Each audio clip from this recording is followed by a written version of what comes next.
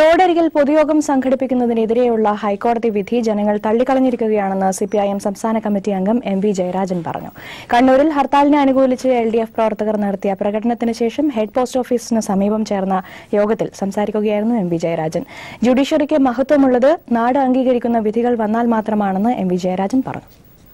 കോടതി വിധികൾ തന്നെ നാടിനും ജനങ്ങൾക്കുമെതിരായി മാറുമ്പോൾ കോടതി വിധികൾ പുല്ലായി മാറുകയാണ്. ആ വിധി പറഞ്ഞ ഹൈക്കോടതിയിലെ 2 ജഡ്ജിമാർക്ക് ഇനി എന്ത് വിലയാണുള്ളത്?